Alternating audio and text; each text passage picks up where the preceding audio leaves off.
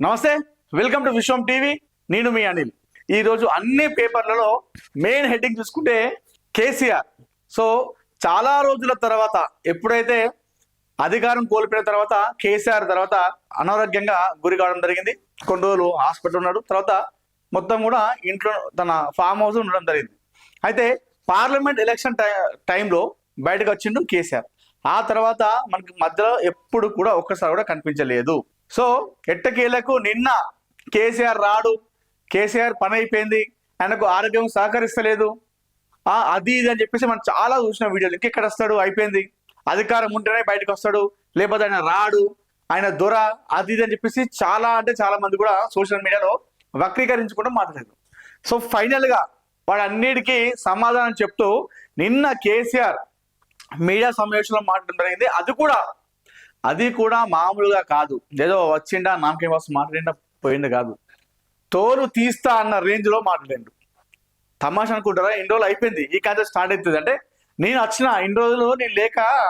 ఒక డైలాగ్ ఉంటుంది, ఒక సినిమా హీరో ఒక డైలాగ్ ఉంటుంది, అన్న లేక సుఖాలు ఎక్కువైపోయినాయి ఒక్కొక్కరికి, అన్న వచ్చిందంటే అన్న రేంజ్ లో నిన్న మాట్లాడిండు కేసీఆర్.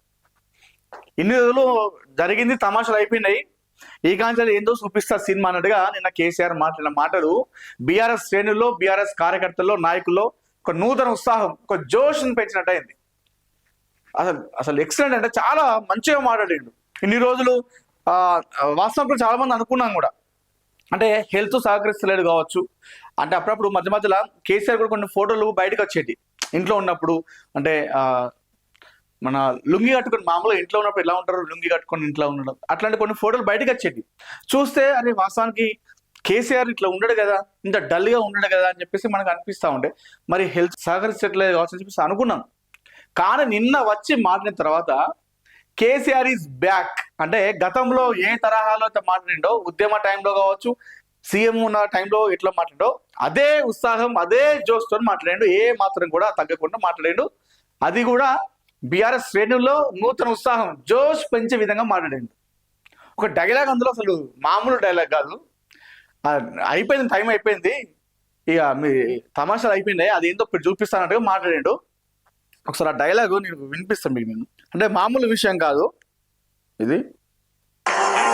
వీళ్ళు తమాషకు మేము అదొకటి అడ్డం పొడవు మాట్లాడి, కిరికిరి మాటలు మాట్లాడి, కారు కూతలు కూసి ఏదో చేస్తాం అనుకుంటే నడవది కదా. వేరే దాకా వేరే కథ, రేపటి నుంచి వేరే తోలు తీస్తాం ఎక్కడికక్కడ. ప్రజలు ఖచ్చితంగా ఎక్కడికక్కడ నిలబెట్టే ప్రయత్నం చేస్తాం, అడుగు చెక్ చేస్తాం, ప్రతి విషయంలో చెక్ చేస్తాం. Sufficient time we have given. ఈ బంద్ చేయనంటుడు, ఈ కథలను బంద్ చేయనట్టుగా మాట్లాడు. కానీ చాలా రోజుల తర్వాత అటు బీఆర్ఎస్ నాయకులు, కార్యకర్తలు, శ్రేణులతో కాకుండా సామాన్య ప్రజలు, అంటే కేసీఆర్ స్పీచ్ అంటే పార్టీలో ఖచ్చితంగా ఇష్టపడుతుంటారు.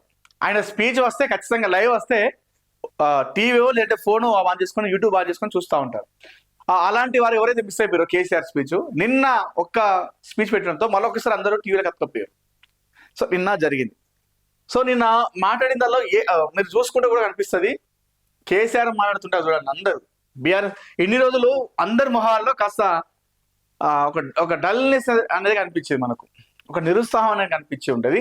కానీ కేసీఆర్ కూర్చుంటారు చూడండి, మరొకసారి అందరి మొఖాలు నవ్వుకుంటున్నారు. ఆ జోష్, ఆ ఉత్సాహం అనేది కనిపించింది. వస్తున్నా, తోలు తీస్తా, 2 ఏళ్ళు మౌనంగా ఉన్నా, తప్పదు కాబట్టే బయటకు వచ్చా, ప్రభుత్వానికి రియల్ ఎస్టేట్ దాంతో తప్ప ఏమీ పట్టడం లేదు, రాష్ట్రానికి వచ్చే నీళ్లను కూడా కాపాడలేని దద్దమ్మ ప్రభుత్వం, చంద్రబాబు కుట్రతోనే పాలమూరు ప్రాజెక్ట్ డిపిఆర్ వెనక్కి, దీనిపై రాష్ట్ర ప్రభుత్వం ఎందుకు మౌనం వహిస్తోంది, బీజేపీ మొదటి నుంచి తెలంగాణకు శనిలా వ్యవహరిస్తూ ఉంది, కాంగ్రెస్ టీడీపీ పాలమూరుకి ద్రోహం చేశాయి, సర్వభ్రష్ట కాంగ్రెస్ సర్కార్పై పోరాటం చేస్తాం, రాష్ట్రంలో శాంతి భద్రత లేవు, నేరాలు పెరిగాయి, అలవి కాని హామీలు ఇచ్చి ప్రజలను రెచ్చగొట్టే మోసం చేశారు, ఫార్మాసిటీ భూములను అమ్మేందుకు ప్రయత్నిస్తున్నారు, కేసీఆర్ చనిపోవాలని తిడుతున్నారు, వారి నోటికి మొక్కాలే, ఎంఓయూలకు చంద్రబాబు ఆద్యుడు, ఇక్కడ అదే విధానం, వైజాగ్ లో స్టార్ హోటళ్ల వంట మనసుతో ఎంఓయూలో అంట బీఆర్ఎస్ అధినేత కేసీఆర్ ఆగ్రహం. సో ఎన్ని రోజులైతే రాకుండా ఉన్నాడో బయటికి, ఇంట్లో ఫామ్ హౌస్ లో ఉన్నాడో, ఇన్ని రోజులు జరిగినటువంటి అన్ని విషయాలపైన అన్ని సబ్జెక్టుల పైన నిన్న మీడియా సమస్యలో మాట్లాడడం జరిగింది కేసీఆర్. సో మామూలుగా మాట్లాడలేదు, అది కూడా వార్నింగ్ లాగా ఇవ్వడం జరిగింది కేసీఆర్. సో చంద్రబాబు కుట్రతోనే పాలమూరు డిపిఆర్ వెనక్కి అంటూ కూడా మాట్లాడడం జరిగింది. ప్రభుత్వానికి రియల్ ఎస్టేట్ వ్యాపారం తప్ప మిగతా ఏం పట్టవా, రాష్ట్రంలో ఎన్నో సమస్యలతో కొట్టుమిట్టాడుతున్నారు, ఎంతో ఇబ్బందులు పడుతున్నారు, ఇవి పట్టవా అని చెప్పేసి మాట్లాడడం జరిగింది.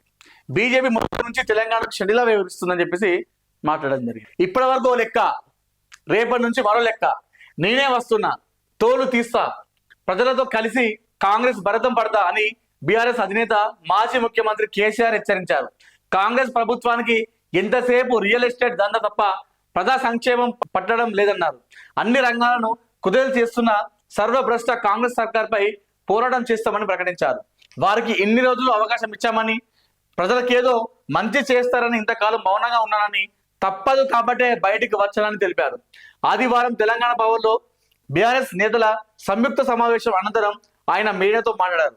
కాంగ్రెస్ ప్రభుత్వం రాష్ట్రానికి వచ్చే నీళ్లను కూడా కాపాడలేని దద్దమ్మ ప్రభుత్వం అన్నారు. కేవలం 40 TMCలు చాలన్నట్టు కేంద్రానికి ఎలా లేఖ రాస్తారని సో నిన్న ఆద్యంతం ఆకట్టుకుంది ఆయన స్పీచ్ అంతా కూడా ప్రశ్నించారు. తెలంగాణకు బచావత్ ట్రిబ్యునల్ 90 TMCల నీటి కేటాయింపులు చేసిందని తెలిపారు. అదనంగా వచ్చే వాటితో కలిపి 165 TMCల వరకు తీసుకువెళ్లవచ్చని, దాంతో పాలమూరులో 6.5 లక్షల ఎకరాలతో పాటు మరో కొంత కలిపి మొత్తం 13 లక్షల ఎకరాలకు నీరు వస్తుందని భావించామని చెప్పారు. తద్వారా పాలమూరు జిల్లాకు ఉపశమనం లభిస్తుందని అనుకున్నామన్నారు. కానీ కేంద్రం కొత్తగా తాకీదు ఇచ్చిందని, అందుకు కాంగ్రెస్ ఎందుకు తల ఊపుతుందని మండిపడ్డారు. 45 TMCలు ఇవ్వమని ఇరిగేషన్ మంత్రి ఉత్తమ్ ఎలా లేఖ రాస్తారని ప్రశ్నించారట. సర్కారుకు సంబంధించి ప్రతి విషయంలోనూ చెక్ చేస్తామన్నారు. అనేక అంశాలపై పోరాడుతున్నామని, భూదందాలపై కొట్టాడుతున్నామని తెలిపారు. ఇక మౌనంగా ఉండేది లేదు. సో మొత్తం నిన్న అంతా కూడా అల్టిమేటం జారీ చేయడం జరిగింది, ఆయన వార్నింగ్ ఇవ్వడం జరిగింది. ఏది చేసినా ఇక నుంచి ఉపేక్షించం అన్న రేంజ్ లో మాట్లాడాడు. ఇక నిన్న మొన్న లెక్క కాదు, అంత అయిపోయింది, రేపంచి నేనే వస్తా డైరెక్ట్ గా అని చెప్పేసి మాట్లాడడం జరిగింది. గులాబీ జెండా ఎగిరాకే బ్యారేజ్ కట్టారు కానీ కాలువలు లేవు, నీళ్లు పారవు. 2001లో గులాబీ జెండా ఎగిరే వరకు ఇదే పరిస్థితి ఉండేది. పాలమూరు జిల్లాను అప్పటి సీఎం చంద్రబాబు దత్తత తీసుకొని ఇష్టం వచ్చినట్లు పునాది రాళ్లు వేసుకుంటూ పోయారే తప్ప నిర్మాణాలు చేసింది లేదు. కర్ణాటక రాష్ట్రానికి 13 కోట్ల పరిహారం ఇవ్వకపోవడంతో అప్పట్లో బాబును ప్రశ్నించాను. తీవ్రమైన విమర్శలు చేస్తే కర్ణాటక పరిహారం చెల్లించి జూరాల కట్టించాడు. అయితే 80,000 ఎకరాలకు పారాల్సిన జూరాల 20,000 ఎకరాలకు పడిపోయింది. తెలంగాణ వచ్చాక పాలమూరు పెండింగ్ ప్రాజెక్టులను రన్నింగ్ ప్రాజెక్టులకు మార్చాం. నట్టెంపాడు, భీమా, కల్వకుర్తిని లైన్లోకి తెచ్చి 6,50,000 ఎకరాల ఆయకట్టును అందుబాటులోకి తెచ్చాం. మిషన్ కాకతీయలో ప్రాధాన్యం ఇచ్చి మైనర్ ఇరిగేషన్ సామర్థ్యాలు పెంచాం. వాగులపై చెక్ డ్యాములు కట్టాం. వీటి ద్వారా మరో 150,000 ఎకరాల సాగులోకి వచ్చింది. పెండింగ్ ప్రాజెక్టులు పూర్తి చేస్తూనే పాలమూరు రంగారెడ్డి ఎత్తిపోతల పథకాన్ని తెర మీదకి తెచ్చాం. అన్ని అనుమతులు సాధించి ప్రక్రియ మొదలుపెట్టే లోపు ప్రభుత్వం మారింది అని కేసీఆర్ చెప్పడం జరిగింది. సో నిన్న అదే మాట్లాడుతూ మరొక విషయం మాట్లాడడం జరిగింది. పార్టీ గుర్తుతో ఎన్నికలు వస్తే గెలుపు మనదే. గ్రామ పంచాయతీ ఎన్నికల్లో ప్రజలు బీఆర్ఎస్ వైపే నిలిచారని, ఎన్నికల ఫలితాలు పార్టీ శ్రేణుల్లో కొత్త ఉత్సాహాన్ని నింపాయని బీఆర్ఎస్ అధినేత కేసీఆర్ పేర్కొన్నారు. పంచాయతీ ఎన్నికల్లోనే ఫలితాలు ఇలా ఉంటాయి. పార్టీ గుర్తుతో జరిగే ఎన్నికల్లో బీఆర్ఎస్ కు తిరుగు లేదంటూ పార్టీ శ్రేణులు ఆయన జోష్ పెంచారు. గర్వంతో ఎగిరే కాంగ్రెస్ ఎమ్మెల్యేలకు గ్రామీణ ప్రజలు తగినంత బుద్ధి చెప్పారని, 2 నెలల్లో కాంగ్రెస్ సర్కార్ ఒక కొత్త పాలసీ కూడా తీసుకురాలేదని, ఉన్న పథకాలు ఆపేసిందని విమర్శించారు. చాలా కాలం తర్వాత కేసీఆర్ ఆదివారం తెలంగాణ భవన్ లో బీఆర్ఎస్ ఎల్పీ పార్టీ కార్యవర్గ సభ్యులతో సమావేశమయ్యారు. పార్టీ భవిష్యత్ కార్యక్రమాలు, పంచాయతీ ఎన్నికల ఫలితాలు, సభ్యత్వాల నమోదు, కమిటీల ఏర్పాటు, సాగునీటి ప్రాజెక్టుల అంశాలతో పాటు తాజా రాజకీయ పరిణామాలు, రాష్ట్రానికి సంబంధించిన పలు అంశాలపై సమీక్ష జరిగినట్టు సమాచారం. ఈ సందర్భంగా కేసీఆర్ మాట్లాడుతూ బీఆర్ఎస్ మద్దతుదారులకు ప్రజలు ఓట్లేసి గెలిపించి కాంగ్రెస్ సర్కారుపై ఉన్న వ్యతిరేకత బయటపడిందని అన్నట్టు తెలిసింది. రానున్న మున్సిపల్, ఎంపీటీసీ, జెడ్పీటీసీ, జీహెచ్ఎంసీ ఎన్నికల్లో బీఆర్ఎస్ ప్రపంచం సృష్టించనుందని ధీమా వ్యక్తం చేశారు. 2026 మొత్తం ఎన్నికల సంవత్సరంగా ఉండబోతుందని పార్టీ శ్రేణులన్నీ ఇప్పటి నుంచే సమాయత్తం కావాలని పిలుపునిచ్చారు. అలాగే ప్రతిపక్షాలతో ఎలా వ్యవహరించాలో కాంగ్రెస్ తమకు నేర్పిస్తుందని, భవిష్యత్తులో తాము కూడా అదే విధంగా వ్యవహరిస్తామని ఆయన వ్యాఖ్యానించినట్లు సమాచారం. త్వరలోనే పార్టీ సభ్యత్వ నమోదు, ఆ వెంటనే అన్ని స్థాయిల్లో కమిటీలను ఏర్పాటు చేయనున్నట్లు పార్టీ కార్యవర్గ సమావేశంలో కేసీఆర్ ప్రకటించడం తెలిసింది. ఎన్డీఏ కూటమిలో కీలకంగా మారిన ఏపీ సీఎం చంద్రబాబు అన్ని విధాల కేంద్ర ప్రభుత్వాన్ని వాడుకుంటారని, తెలంగాణకు నష్టం కలిగించేలా కుట్రలకు పాల్పడుతున్నారని సమావేశంలో కేసీఆర్ ఆరోపించినట్లు సమాచారం. కాగా ఉప్పల్ నియోజకవర్గంలోని పలువురు ఎంబీబీఎస్ విద్యార్థుల విద్యాభ్యాసానికి అయ్యే ఖర్చును ఎమ్మెల్యే బండారు లక్ష్మారెడ్డి భరిస్తున్నారు. ఈ మేరకు మాజీ సీఎం కేసీఆర్ చేతుల మీదుగా ఆదివారం ఆ విద్యార్థులకు చెక్లను అందజేశారు.